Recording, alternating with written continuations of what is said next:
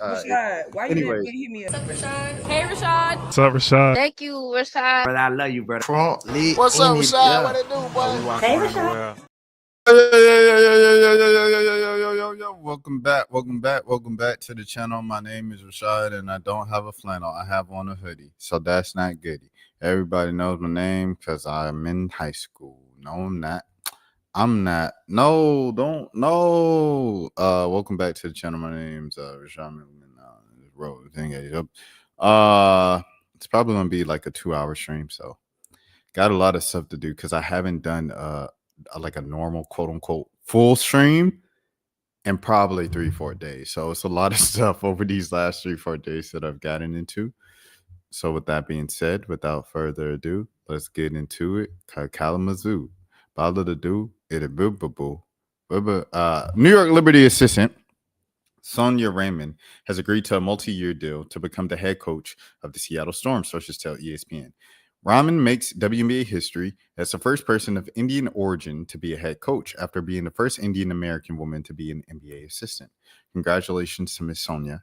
I love her so much, but I was scared baby girl got caught up in an NBA gambling indictment. My chest looked up like, that's funny.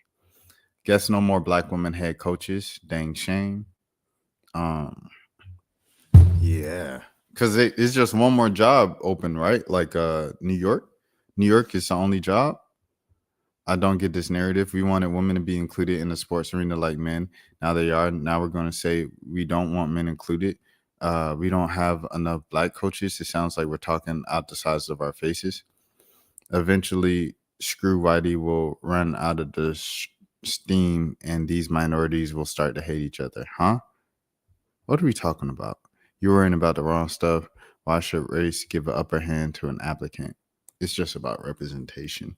If the actual players say they care about having black women coaches and stuff like that, then it should matter, right? If it comes down to the players, right? If it's all about the players, it should matter.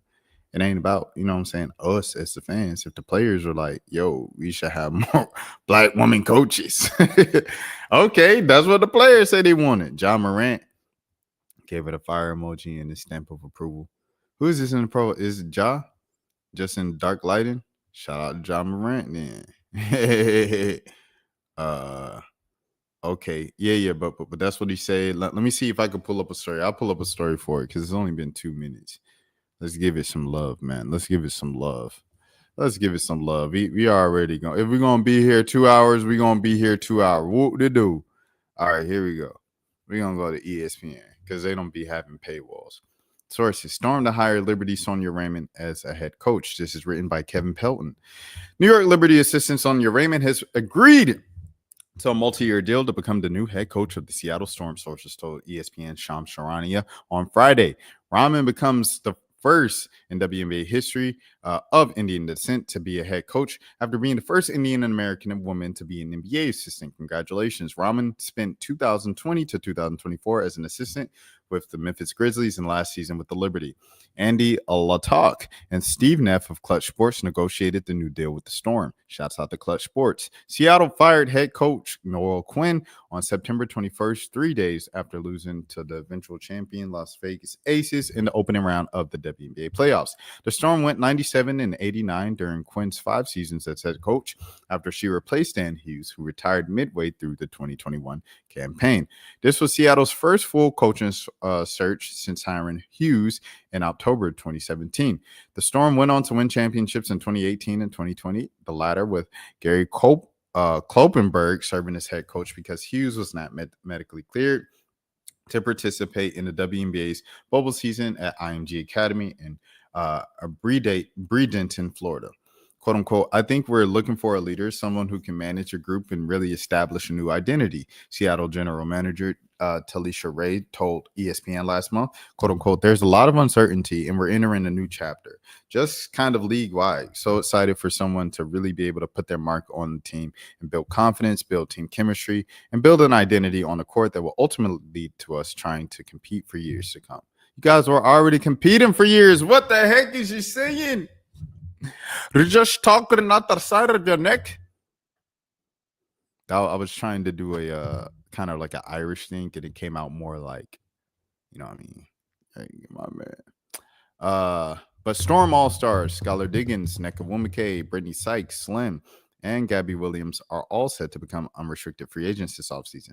Like nearly every veteran WNBA player, with a new collective bargaining agreement set to increase salaries. However, Seattle has center Dominique Malonga, the number 2 pick of the 2025 draft, under contract after she earned all-rookie team honors as the league's youngest player. Raman's hiring leaves her former team, the Liberty, as the lone WNBA team searching for a head coach. I got a text. We're talking about, I can't even, I forgot. What? Oh, come on, bro. Side note, I'm not scared about Kirk Cousins starting today in place of injured Michael Penix Jr. But yeah, that's Sonya right there. In New York, you're on deck. That's it. Buddy Hield cussed out a fan. Let's see. Hey, is that cool to say that in front of my son? Oh. Say that again. I got you on camera. Listen. I got you on camera. So, quick story. We just left the Portland Trailblazer game, me and my son. Man, your son about 30 years old. I'm thinking his son like 6. And I was like, dang, buddy, cussing in front of the 6-year-old fans. Bro, your son about 18, bro, at least. Your son in college, buddy. Your son can drive, bro. We were enjoying ourselves at the game, and my son is a Golden State fan, as you guys can see. And Buddy Hield passed by our chair, and we said, hey, Buddy Hield, say hi to my son. And this is what happens. You don't need to say hi to your son. He don't owe your son nothing. He playing a basketball game. He wants to know a story. And then your son is like 18, bro. It's not like he's 6. If your son was like 5 or something like that, okay. And Buddy Hield did that, that's messed up. That's messed up. But your son 18. I'll make it fast and quick. Buddy Hield was on the bike. Guy had been on it since all day, stretching out his legs. It was timeout. He goes to the court. I said, hey, Buddy Hield, you want to talk to my son? My son goes, hey. And then he just bypasses us, fully ignored us. So I said, why are you mad? Because the Blazers are winning, you guys. And he turns around and he started using bad words. And now I made the video of me talking to security. You guys can watch it. Hey, boss. You gonna snitch? So you gonna snitch? That's what you gonna do? Buddy Hield's using bad words. I think you should get that guy out of here, huh? I talked to Buddy Hield and he cussed me out in front of my son. I told him, bro, your son about 18, bro. Please stop, bro. Your son about 18, bro. He a smooth 18. Yeah. I mean, he's probably don't talk at him, and then he'll be fine. I said, hey, Buddy Hield, he tells me shut the F up in front of my kid. Yeah, he might do that. I mean, I can't do anything about it. I'll talk to the security, let them know. I just said, hey, Buddy Hield. I can't, but I can't go and sit there and say kick Buddy Hield out. I'm not saying to kick him out, but he's apologized. Kick Buddy Hield out. Might as well just let it go. Bro, he said, what you want me to do? As you guys can see, the security lady over there, she's a witness in that I only said, hey, Buddy Hield, talk to my son. And bruh, Buddy Hield talk to my son is crazy. Buddy Hield does not need to talk to your son, bruh. Buddy Hield is at work, just like you at work. What if someone came up to you at work and was like, say hi to my son?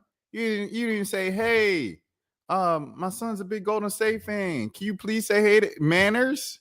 Hello? Ain't no you entitlement because you spent $1,000 on some seats behind the bench.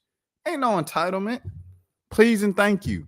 It don't matter if my son is a toddler or a young man, whatever he may be, he's 13-year-old, but that doesn't give a rights to an NBA player to disrespect me in front of my son just because he's an NBA player. It doesn't give him the rights to say those things. So I don't know why am I the Karen. It's not like I'm looking for publicity or anything. But you put it on TikTok. I'm not looking for publicity, but I brought over the security guards, 2 security guards, to try to get Buddy Hield out the game. And then I recorded all of it and put it on TikTok, including the interactions of me and the security guards talking about it. I'm just showing you guys how big of a clown Buddy Hield is. That's it. So, go along. Bro, this man entitled. My respect for Buddy Hield has went up. That kid like 16. Thank you, bro. He act like his kid has virgin ears as he carries out all game, buddy. Imagine having a Karen as a father. Poor kid. School must be fun at the moment. LOL. Kid even laughed at his dad. Never understood the whole cussing gimmick by parents like they're at a public place and you're going to hear a word eventually. Let me see. I'm sure he's been chirping at him all game. Let's be honest here. Let me see the comments here. His story not adding up. This might be the softest thing I ever seen. Our world is cooked. I thought this one was gonna be like 5 years old. He said, "You gonna do that in front of my kid, bro? Your kid, oh, bro, what are we talking about? Is this guy on Twitter so we can tell him to shut up? What the Karens, man? Here, I was waiting for a 6-year-old. Embarrassing for both sides." Oh man, security gave the best advice. Just let it go. He could have stopped there. I'm a Blazer fan, and this dude is ridiculous. They said road game. That's messed up. Just think about how narcissistic you have to be as a person to think another grown man should watch his language around your teenage son. Excuse me. All right, bro. So we have excuse me. This guy is so entitled. Wow. Okay. All right. Cool. We have another 2 hours of stuff. So let's keep it moving. Man. Let's keep it moving. Google has been sued over AI. A conservative activist has sued Google over AI generated statements. The lawsuit comes amid growing concerns about how AI fools the spread of misinformation. This is from Al Jazeera, written by Reuters. And on Al Jazeera's site. So with that being said, let's get into it. Conservative activist Robbie Starbuck sued Google, alleging that the tech giant's artificial intelligence systems generated quote-unquote outrageously false information about him. On Wednesday, Starbuck said in a lawsuit filed by the Delaware State Court that Google's AI systems falsely called him a quote-unquote child R-word and a serial SA and a Uter in response to the user queries and delivered defamatory statements to millions of users. Google spokesperson Jose Castaneda said that most of the claims were related to mistaken quote-unquote hallucinations from Google's Bard language model that the company has worked to address in 2023. Hallucinations are well-known issues with LLMs, which we disclose and work hard to minimize, Castaneda said, quote unquote, but as everyone knows, if you're creative enough, you can prompt a chatbot to say something misleading. Starbuck is best known for opposing diversity, equity, and inclusion initiatives. No one, regardless of political beliefs, should ever have to experience this. Oh, baby, soft. Baby tissue soft. My goodness, everybody. Oh, my goodness, bro. However, I'm not going to lie. Concerns of AI telling lies on you in the search engines are 100% valid. At the same time, no one should, regardless of your political views, man, come on, bro. Bring back, like, I'm not gonna lie, bro. It's been a while since I've done some push-ups, man. You know what I'm saying? It's been a while. I used to do push-ups every day. I ain't done push-ups. Some might be like, oh, duh, of course. We can tell, Rashad. But it's time to bring back push-ups, bro, in society. Because this is ridiculous. No one, regardless of your political beliefs, should ever have to experience this. He ever said about it in a statement about the lawsuit. But he's also playing it up because it's Google. He's trying to get that cash. Now there's time for all of us to demand transparent, unbiased AI that cannot be weaponized to harm people. Oh, brother. Starbucks made similar allegations against Meta platforms in a separate lawsuit in April. Oh, he's just suing. He's just trying not to work a job again. That's all that is. Okay, he's just trying not to work a job. Starbucks and Meta settled on their dispute in August, and Starbucks advised the company on AI issues under the settlement. According to Wednesday's complaint, Starbucks learned in December 2023 that Bard falsely connected him with white nationalist Richard Spencer. The lawsuit said that Bard cited fabricated sources and that Google failed to address the statements after Starbucks contacted the company. Starbucks' lawsuit also said that Google's Gamma chatbot disseminated false SA allegations against him in August based on fictitious sources. See, now, I'm not going to lie. These are all issues. These are problems. This is a serious thing, but to be like, they're attacking me is a crazy way to go about it. He's just looking for some money. However, though, the big picture, I agree. That is an issue. That is an issue. People look you up on Google. What's the first thing that most people go to? Google.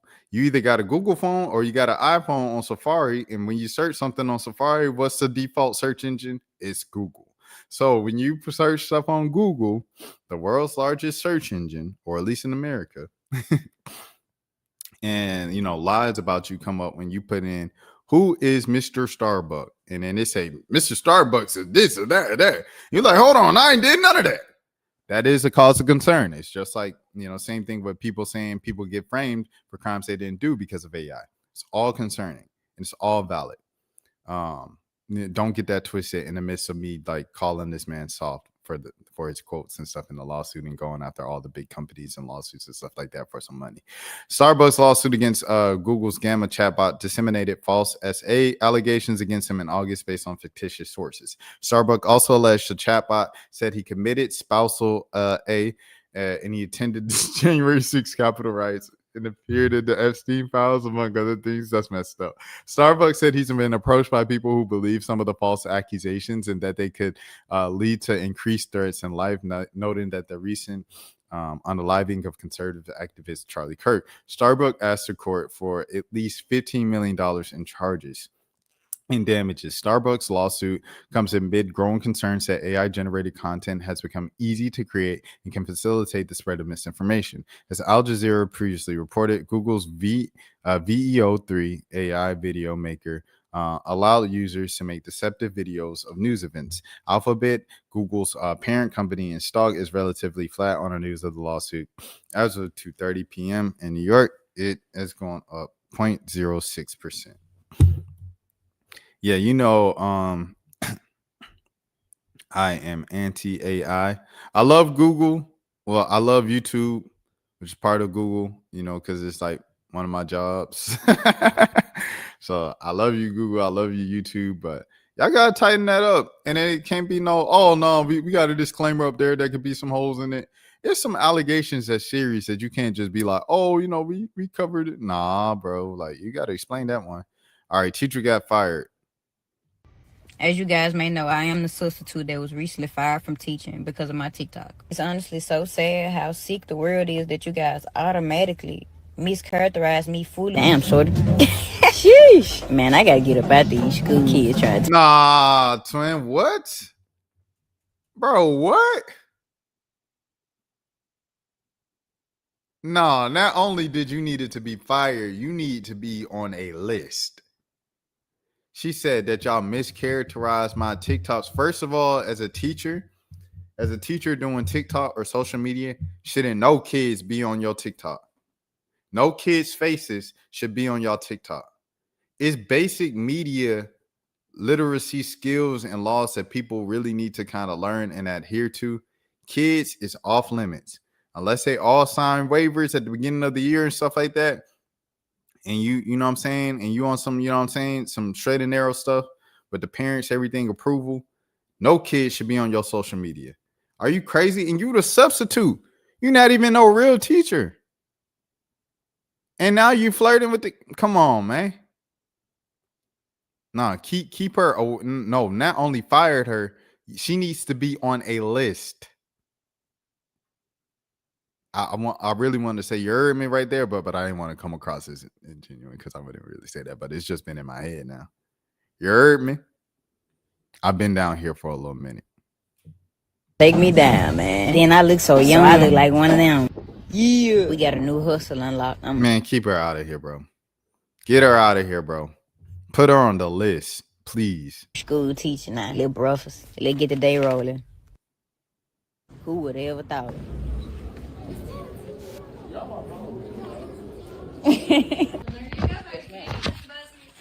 Yes, ma'am. Thank you. Have a good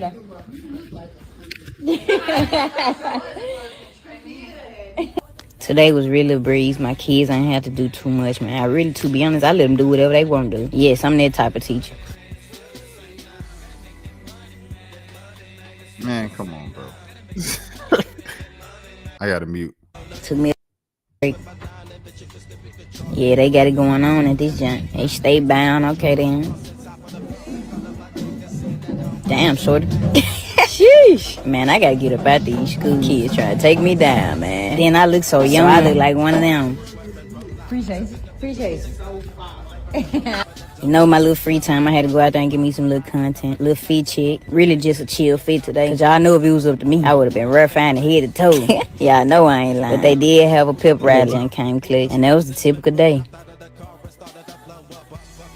Did not have a class. I had nothing but free time. Aside from the body camera that was already recording, everything else was recorded when I was alone. And as I explained to Lake Cormont when I first arrived, this was my very first time subbing ever. I had absolutely no idea that I could. You don't say. You don't say. Record students, or else I definitely wouldn't have done it. I truly would have honestly recorded myself if I knew it was an issue with recording students. I went on TikTok before I worked, and that's what I seen. I'm by far no predator or anything close to it.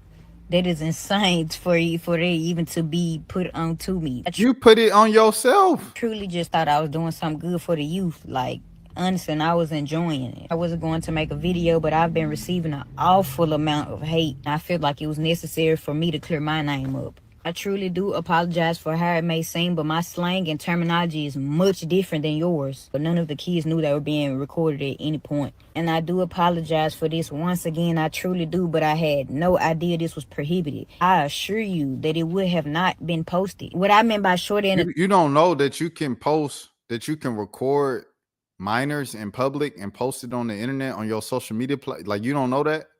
Like you don't know minors? Like terminology the kids were going to take me down were absolutely not what you guys took them as. Those kids were smaller than me, shorter than me, younger than me. They are shorties, they are young. That absolutely means nothing with flirting. My terminology is much different from you guys. So I said the kids were going to take me down as in a phrase of the kids all together. That absolutely did not mean anything sexual. That is sick to even think of that. I am a content creator. I am known. The kids knew me. They were supporters of mine. So I say the kids were going to take me down. That means as the same way that supporters do anybody else that they support. I'm no different from them. I handle myself more than properly. I do have a fan base. I do have. All right, bro. I hate to sound like racist or profiling or whatever, but like, how did she even get the job, bro?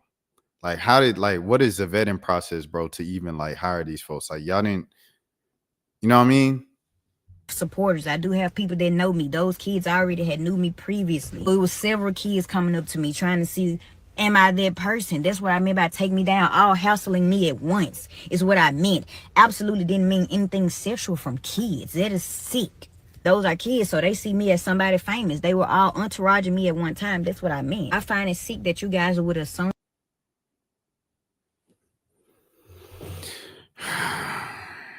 Is she crazy? She thirsty for attention and said yes, and it is confirmed when she pulled out some sour Skittles for breakfast. She do get ready with me videos while she wearing a okay. As you guys may know, I am but the vetting process, bro, you have to look at the school system. How did she even get hired in the first place? Let's move on to the Keke Palmer stuff. This has been going on all week. I've just been adding the links because I haven't had the time to just react to it on stream. So if you don't know, Keke Palmer announced this project called Southern Fried Rice, where it's about an Asian girl being the star of a series where an Asian girl goes to an HBCU. People were like, Keke, what are you doing, girl? Like, out of all the stories, we don't have enough stories. Some people were like, we don't have enough stories about Black students going to HBCUs. So after all the criticism, Keke Palmer took the very next day to her cell phone to post herself a statement. No PR, no run, everything like that. So you know it came straight from the heart, and it's really Keke's reaction. Keke's not a friend of the channel, but she's a friend on Twitter. So shout out to Keke somewhat. I know. Anyways, as a professional tap dancer and court jester for most of my life. Smiling face emoji. I'm not complaining, all caps. I can tell you that it's very imperative for people of color to have jobs of just being the talent or the player of the team. It's my mission with Key TV to help fund and support the creators of color behind the scenes, giving them a chance to tell their own stories. The camera operators, costume designers, writers, directors, prop masters, and the list goes on. There's a common complaint about that if there's not enough black people in the hair and makeup union, it is lack of black creators in high positions is a big source of this. It's Key TV's mission to democratize the industry and support black people in business positions that always include us performing. There's nothing wrong with that, but there's so much more that we can do and have to offer. The Kia Stevens is one of our key makers, along with Chelsea Sanders, Nora Addison, Lawrence Murray, Moses Alexander, Lex King, Antoine Lachey, Rosario and Eric McCoy, L'Oreal Palmer, Frank Wimberly, and so many more. Check out their work of the Key Maker series to learn more about. Take up too much of your time, but I wanted to chop it up real quick about this series called Southern Fried Rice that's premiering on Key TV. That is receiving some controversial feedback. Now, Southern Fried Rice was created by Nakia Stevens, and while I can't speak, bro, how can you say the name with a straight face, bro? How can you say the series name with a straight face? Like, be so for real, bro. Like, Nakia Stevens apparently, like, people dug up her old tweets like they did Tyler Creator. I know Tyler is like, whew, they moved on from me. They started pulling up her old tweets and she ended up deactivating her account, man. They done ran her off the platform, man. Bullying, being mean, man. That's not nice. It's not very nice. To her inspiration for the show, I can speak to her dedication as a creative. I mean, Nakia has written, show ran, and produced 4 shows alongside her Damn Right Originals team with Key TV. And Key TV has proudly invested over $500,000 on her creations. And I say that because... And that's a W, by the way, Keke. That's a W, by the way, of investing and having your own network, everything. That's a big flex. Salute to Keke Palmer for being a boss woman in that regard. It's not easy to obtain that kind of investment. And Key TV, this is the ethos of the company. It's a network not just because it has stars and shows or has talent, but because it's about the people who create the shows and connecting them. I mean, we have Alex King, a black queer creator that made the short film Keep Me in Mind. We have Antoine Lachey, who created the horror story Blue Forest. We have Cousin M by a father and son duo, Rosero and Eric McCoy. Chelsea Sanders, who created Make It Make Sense and Unlabeled by Lawrence Murray. Chelsea also did Dear Keke. Look, what you like is subjective, but the support of black creatives is not.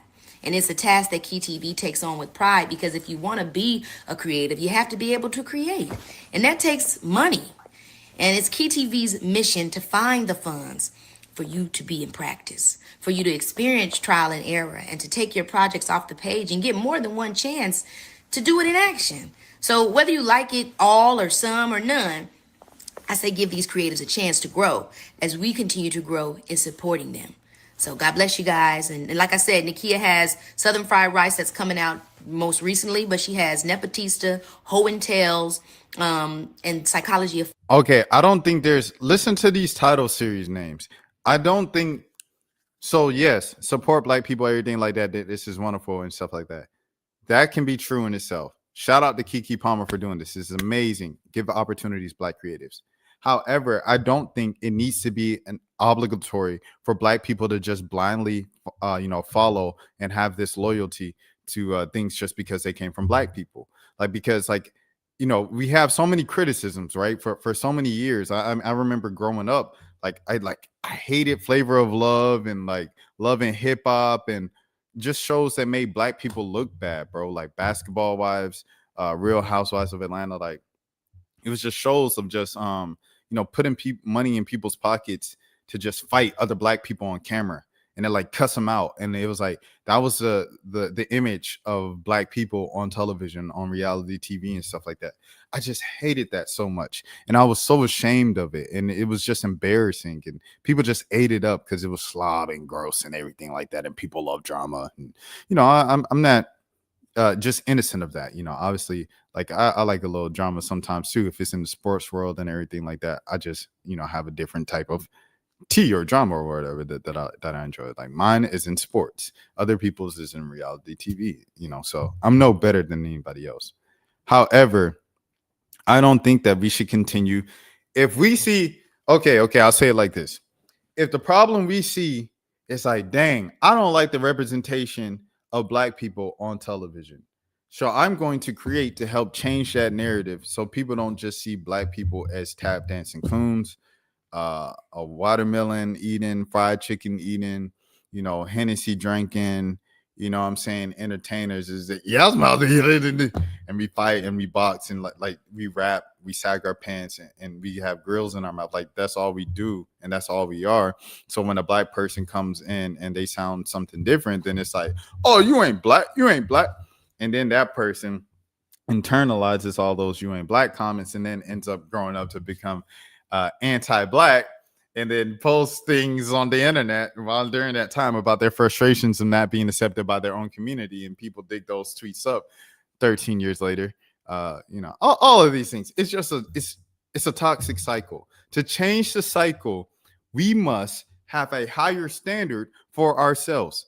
If we want to be the change that we see, it goes down from everybody, from the funders to the creators, all the way down to the consumers. The consumers must have a different level of expectation. Hey, we're not going to let that fly. As the consumers, we're not going to watch that. We're not going to support that. We're tired of the tap dancing little get on down. Look, y'all, it's ironic because she's not black and she's doing black things. Look, she's going to the cookout. She's dancing on stage with Project Pat. Shouts out to the little girl in Memphis, man. Atlanta, Montana. I mean, Hannah, Atlanta. You know what I'm saying? Like, no offense to Hannah, Atlanta. You know, we love Hannah, Atlanta, and things of that sort. That was just the first example that came up. But there has to be some type of standard and expectation from the consumer to bring change. People have to be open to criticism. And if something is comes across as, you know, it's the lowest morning, everything like that, it's a Sunday morning. But if something comes across, for lack of a better term, as some BS that you are trying to serve the people have a right to be like, no, we are not going to accept this. We deserve excellence. We deserve something better. We want to see a higher standard and expectation from these TV creators and stuff like that, who, if this takes off, they become successful and millionaires and buy houses and mansions and cars and everything. In order for you to live a luxurious lifestyle and become rich and become successful in this field, we're not just going to let anybody do it just because they black and we got to support them because it's black funded and black created and black created. No, if anything, it's going to be even higher. It's going to be even higher. The expectation, the standard is going to be even higher because that's what we think of ourselves. We are elegance. We are excellence. We are intelligent. We are creative. We are the influence. We shift everything. Everything starts with us. That's what we say, right? We all agree with that, right? So if we agree with that, it's no problem for us to hold ourselves to higher standards than the standards that have been presented before, because there is no progression if we just keep accepting the same level of entertainment, of baseline, of intellect, of whatever you want to present to us and tell us this is blackness. This represents blackness for the 2020s. When you're in media, you are creating time stamps of what something looked like in that time frame. So these live streams, these interviews, these videos I'm doing is just like how it was in the 2010s. Those were indicative of the times of the people I was interviewing, the answers they gave, and the questions I asked, the way we dressed, everything like that. Those are timestamps of the 2010s. Everything I'm doing now are timestamps of the 2020s, even down to the fact that this is a live stream. Because in the 2020s, live streaming is a big thing and this and that, and you see the ticker, and it was StreamYard, and it was reactions, and it was this and that on YouTube. In the 2030s, it might be some different variation of this, of what I'm doing, right? But it's a timestamp of blackness, of excellence, of intellect, whatever the case, whatever you want to say, of critiquing, whatever the case might be. But this is how it was in the 2020s. So when you put out something, when you put out a TV series, a movie series, as a black person, you are representing what people see as black people in the 2020s. And when you put out some mess for the sake of making a joke or inside joke, a lighthearted fun or whatever on age-old stereotypes that have held us back for so long, or something that's not feeding us or progressing us to get better and move forward in society and up the ante of art, then what are we doing? We're wasting a bunch of time here. Fuck boys. That's also some great. Listen to the titles, bro. Listen to the titles of these other series. Beyond Southern Fried Rice, which is a story about an Asian girl around a bunch of black people. Listen to these other titles. In action. So whether you like it all or some or none, I say give these creators a chance to grow as we continue to grow in supporting them. So God bless you guys. And like I said, Nakia has Southern Fried Rice that's coming out most recently, but she has Nepotista, Ho and Tails, and Psychology of Fuckboys. That's also like, be so for real, bro. Be so for real, bro. We just supposed to blindly follow that and support and subscribe and follow and stuff like that because she black. some great stuff for you to check out. Take care. Thanks for listening. Holla at your girl. It's just like, bro, like, nah, bro. Black people, you have the right to criticize. Yes, you have the right to criticize black things. So here, this was Nakia's response, but she deleted her account. And she said, all the fake intellectuals that want to come after me now and this and that, she was downplaying it. And it's like, oh, you don't see the issue. So then a girl responded to her response and she said, you ghosted Twitter, but go back to promote your poorly written story. Why is an Asian girl's best friend a black 17-year-old pregnant? Oh, come on, bro. That didn't go to college. Why are you feeding into those tropes for black representation? Thank you so much. Cooked her. It's this stuff that we do is serious, bro. As silly as it is in entertainment, it's entertainment. Yes, at the end of the day, we are entertainers. From the reactions, from the so-and-so, from the skits, it's all entertainment. At the end of the day, there is a responsibility, especially on black people who are looking to progress and looking to overcome the age-old things and labels on black people. There's a standard there that we have to. Hey, no, that ain't us. This ain't that. This ain't that. And you have to understand the seriousness of like what you're doing, bro. You are representing an entire, like I said, an entire time, a point in time, a historical timestamp for what black people created and how black people thought and how black people represented themselves through the real world forever for that time period. You can't just play around with it because you think it's cute or you think it's funny or something like that when it's not. It's really just it's damaging. It's holding us back. It's restricting us. All right. So then they said, no wonder. Excuse me, sir. I'm mixed, Dominican and Asian. Thank you very much. LOL. And yes, it was great. Yummy. LOL. I'm sure she was just joking here with a friend. So I hate when I don't like when people pull up old tweets. So like when I was collecting this, I probably should have like not did that. I probably should have not did that. I'm gonna keep it a beam because it's like old tweets. It was just different back then. And then this is out of context. She talking to her friend. She was just making a joke. Now everyone's a fake intellectual because we don't want to see your Asian minstrel show. But yeah, people like I have more reactions. You see that TikTok down there, but it's probably some more stuff over here. Let's see what they said. Maybe Keke and company should have made the little Asian girl who grew up around black people get accepted into a study abroad program in Asia and then learn about her true roots. Ooh, is that still coming of age? Yes, no, maybe. That's hard. I ain't gonna lie. Or maybe a show about a sponge who lives in a pineapple under the sea. That's hard. I like that one. Deja. Oh, so these are all the old tweets they pulled up. And they just put in Asian. Excuse me, I'm mixed Dominican and Asian. Thank you very much. Asian homework. I really hope I make some Asian friends next month. Fingers crossed, LOL. I played Dance Dance Revolution. Yo, I searched my old tweets like this week after the whole Tyler the Creator thing was simmering down. And I searched like black, white. I used to tweet some crazy stuff. Even after like I already did a whole detox on social media like in 2017. Like at the end of college, and I still had some crazy tweets out there, like out of context, but it's out of context at the end of the day and stuff like that. Let's keep it moving. Oh, it's the same one. This is the same one. What's the next one? It's this one. Okay, let's see what this is. Oh, she has a serious problem, Childish Gambino. Shout out to Donald, man. Shout out to D Money, the legend. My biggest inspiration, things of that sort. But the Asian jokes are pretty funny with Childish Gambino. This is apparently her second time shooting and releasing this mess because it came out in 2019 with a different actress, Kira Owens. Oh wow, I didn't realize that this was the first day of Asian American and Pacific Islander Heritage Month. We didn't plan this, but by the way to kick it off, shout out to Kira Owens. We honor you. Thank you for helping us tell the story. Southern Fried Rice. Oh, so she just keeps. Yo, that's crazy. That's crazy, bro. Trying it multiple times is insane, bro. I'm not gonna lie. Childish Gambino is hilarious, though. All right, Gambino is a mastermind. The pass the time, mass appeal, orange mind, smoke your green. I'm spending that mind that beat this, which is brew, but beware that stuff is potent. Now there's poetry in motion. Yeah, Gambino, make it work. I'm the boss move, son. A show about Southern Asian women, titled Southern Fried Rice. Facts. That's crazy. Please do not get mad at me.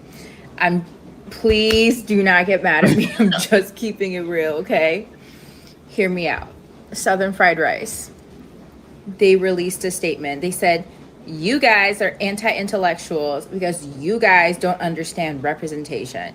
You guys don't understand that representation is not just black and white. There's gray in between. And I'm not saying, okay, like I'm not trying to be rude, but you guys, like, how many of you guys know of an Asian person who got adopted into a black family and went to an HBCU? Raise your hand. Not me. Bro, they cooking her, bro. They cooking her. And then but it's crazy though. It's crazy though. I'm gonna say it like this, bro. I don't want to get too woke. But especially knowing like how a lot of Asian people talk down on black folks. What is the like need for acceptance here? Like, what is the like, I need this acceptance so bad? Like, if you want the representation and this and that as a black woman, why not just do something for a black woman representation, bro? I don't know.